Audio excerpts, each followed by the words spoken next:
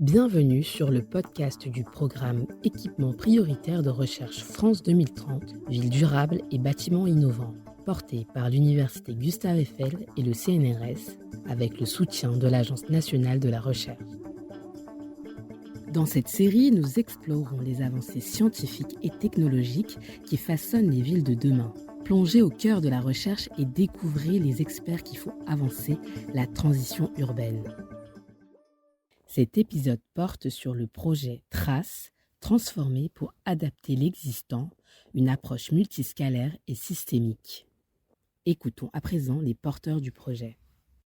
Je m'appelle Roberta Morelli, j'enseigne dans l'école d'architecture de Paris-Belleville où je suis maître de conférences en sciences et techniques pour l'architecture. J'ai été aussi co-directrice du LABEX Futurs Urbains. Le projet TRACE, donc l'acronyme du projet Transformer pour adapter l'existant, une approche multiscalaire et systémique. Donc, ces projets, comme le nom l'indique, portent sur la transformation de l'existant, entendu dans une acception large de ces termes qui comprend du bâti ordinaire allant jusqu'au secteur protégé, donc les patrimoines entendu au sens plus classique du terme. Et ces thèmes, ces sujets, donc la transformation de l'existant, est pour nous un facteur crucial pour répondre à plusieurs enjeux, à la fois des objectifs nationaux, internationaux, de décarbonation, des luttes contre l'artificialisation des sols et aussi des réductions de l'empreinte matière, sur les plans plutôt, disons, politiques. D'autre part, il s'agit aussi de développer un secteur qui est déjà en expansion comme celui de la rénovation sur le plan économique. Et ensuite, il s'agit aussi de repenser au mode de production du cadre bâti et d'interroger nos rapports au temps et aux ressources sur lesquelles, du point de vue sociétal, on bâtit nos environnements habités. Mais nous avons voulu aussi ajouter à ces objectifs un autre, disons, enjeu qui pour nous est important, qui est celui d'inclure aussi les défis émergents qui étaient présents dans l'appel à projet, c'est-à-dire, et nous sommes les seuls à l'avoir fait, je pense, c'est-à-dire inclure aussi, disons, les enjeux qui relèvent des nouveaux modes de gouvernance, des nouvelles formes de participation, des nouveaux modes de penser la propriété, l'urbanisme tactique, la vulnérabilité face aux risques naturels. Donc voilà, nous pensons aussi que l'ensemble des enjeux que nous venons d'inclure relève aussi de la manière d'entendre des défis émergents qui sont plus en phase avec la société, la manière dont les habitants et les usagers entendent les questions d'héritage et de patrimoine. Nous avons décidé de définir un cadre analytique, disons, assez élargi, dans ces cas spécifiques élargi aussi à un autre pays européen. Donc nous savons à quel point effectivement la question du patrimoine est importante à l'échelle européenne déjà par la présence effectivement d'un cadre bâti qui est très important. Et nous avons choisi 6 cas d'études en France qui sont mis en perspective ou en miroir avec 3 cas d'études italiens. Ceci à la fois pour des questions des rapports d'analogie en termes d'objets des recherches, mais aussi en termes de faisabilité des enquêtes qui en partie s'appuient sur des travaux qui ont déjà été entamés par des chercheurs et aussi pour pouvoir continuer et poursuivre disons et éclairer les cas français au regard de ces terrains sur lesquels nous avons déjà en partie travaillé. Ces cadres que nous avons imaginés s'appuient sur la volonté aussi disons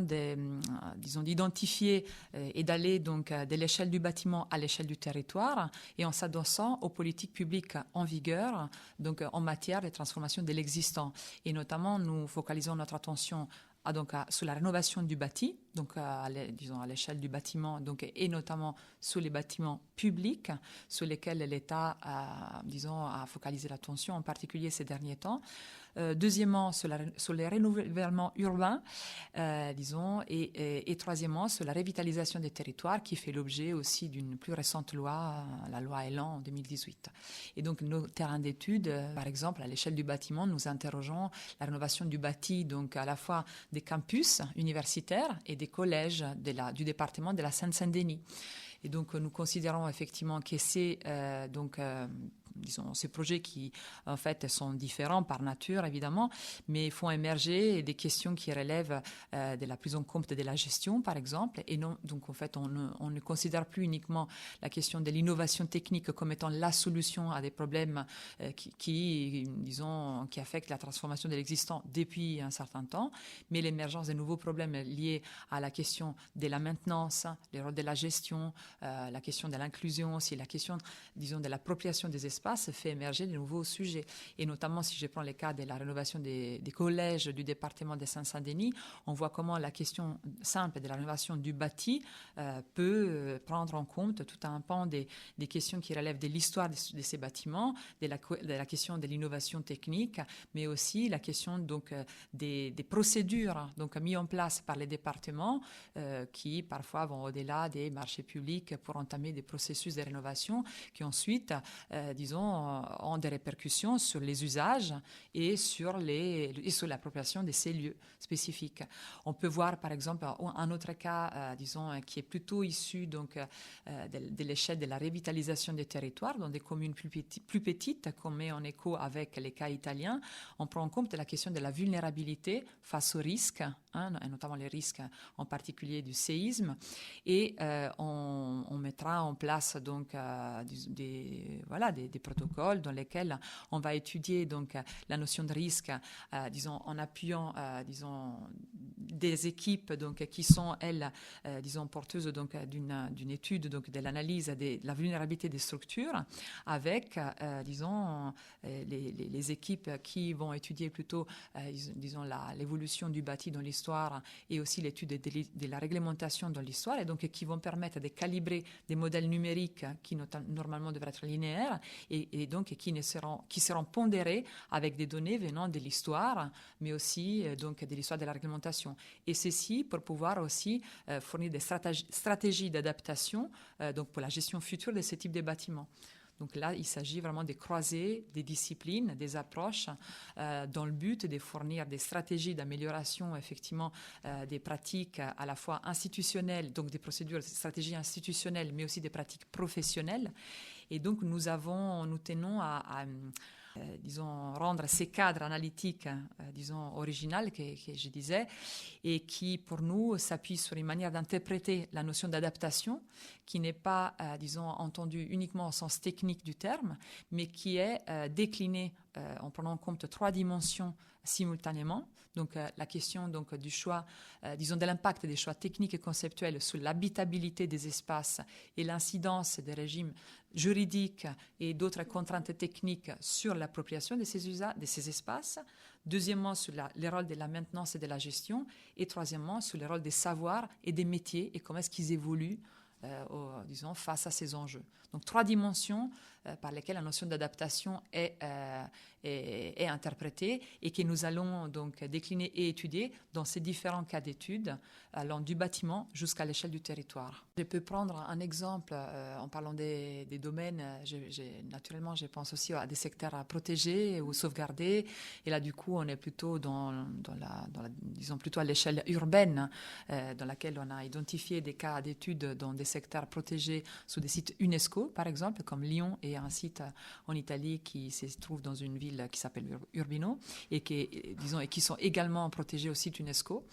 Dans les cas des collectivités, là on n'est pas dans le cas d'un privé, mais dans les cas d'une collectivité, l'idée c'est de pouvoir co-construire des protocoles, par exemple des diagnostics, d'observation, d'analyse de certaines problématiques qui affectent des secteurs. Et donc dans les cas des secteurs protégés, aujourd'hui, il y a plusieurs problématiques. Par exemple, l'adaptation donc, au changement climatique, bien évidemment, la question thermique, on ne peut pas intervenir comme on voudrait effectivement dans des secteurs qui sont protégés, notamment si UNESCO. Donc il faut imaginer des stratégies autres, à la fois conceptuelles, techniques, comment est-ce qu'on va faire, mais aussi comment est-ce qu'on va, d'une certaine manière, impliquer les habitants pour faire en sorte de comprendre quelles sont les problématiques réelles. Et pour faire ça, nous allons évidemment être en phase avec les collectivités qui portent ces enjeux, disons, qui sont collectifs, mais aussi des acteurs des terrains qui, comme dans les cas des Lyon sur lesquels on va travailler, sont par exemple les pompiers. Et donc les pompiers sont des acteurs qui sont en charge de la prise en compte, donc, de la prévision, de la prévention et de la protection des des biens et des personnes. Et dans ces cas spécifiques, il s'agit de réaliser des interactions en fait, qui, normalement, ne s'opèrent pas forcément. Et donc, en fait, faire remonter des enjeux qui viennent des collectivités publiques pour comprendre comment réellement la question, par exemple, de la protection au feu ou aussi d'autres formes de risques ou d'adaptation au changement climatique, là, on va en dehors de la question des pompiers, donc peuvent effectivement être intégrés dans les protocoles, par exemple, des protections et conservation, dans les plans de conservation et gestion type site UNESCO, il y a des plans qui doivent être réadaptés de manière récurrente. Et donc, les analyser de manière critique peut permettre de comprendre comment les adapter à des enjeux qui changent en permanence, en s'appuyant sur des compétences et des acteurs. Autre exemple aussi, très concret, plus concret de ce que j'ai dit jusqu'ici, par exemple, dans un cas comme celui de la ville de Thiers, dans lequel une des équipes donc, travaille déjà donc, en lien avec des équipes pédagogiques de l'école d'architecture de Clermont-Ferrand. Donc, on a affaire avec un chantier école qui, lui, donc s'opère à la rénovation d'une école donc dans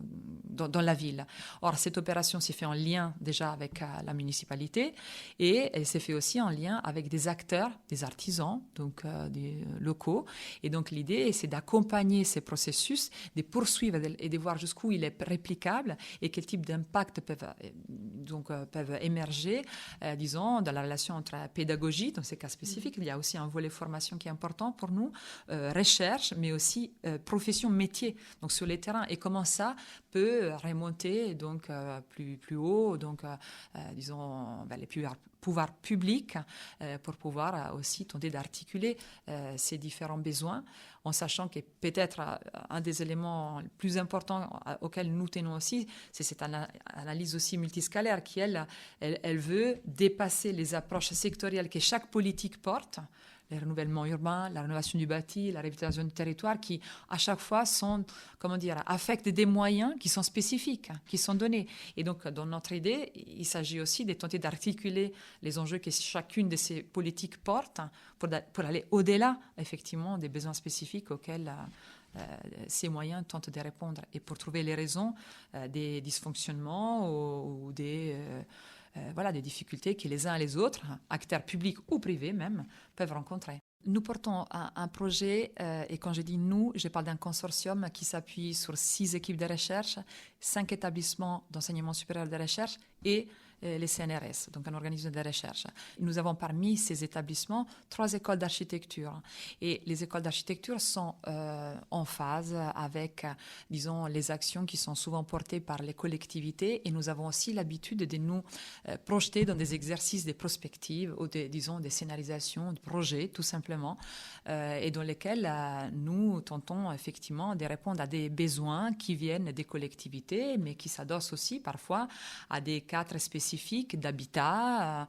mais aussi de paysage, d'insertion en fait, des interventions dans des contextes bâtis, mais au sens large du terme, qui vont vraiment de l'échelle du bâtiment à l'échelle plus large du territoire. Il y a aussi la notion de paysage qui est très importante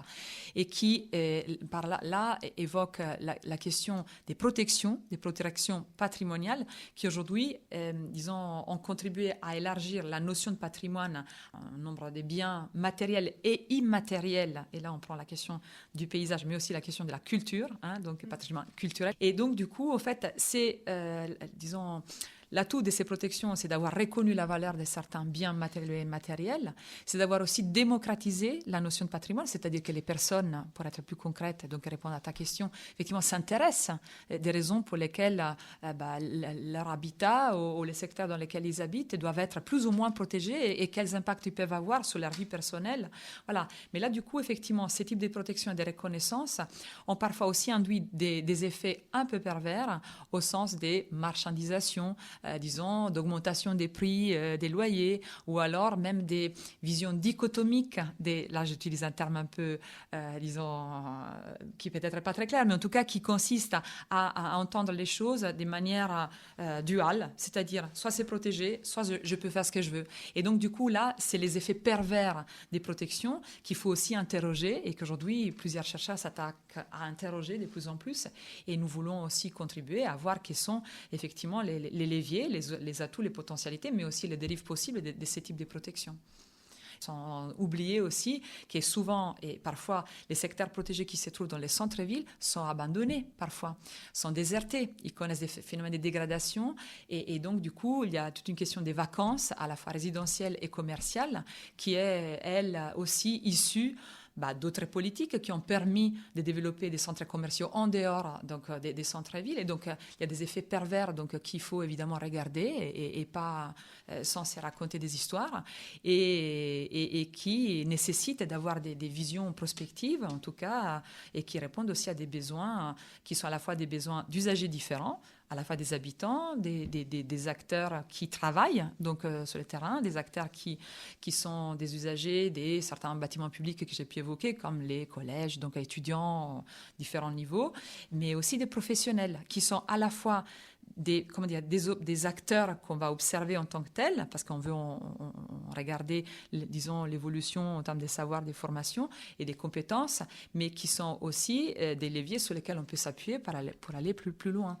Donc ça, c'est très important de tenir un peu l'ensemble de ces dimensions-là, qui est certes très vaste, mais qui peut être, interrogé, appuyé par la diversité des disciplines que les projets tentent de recouvrir.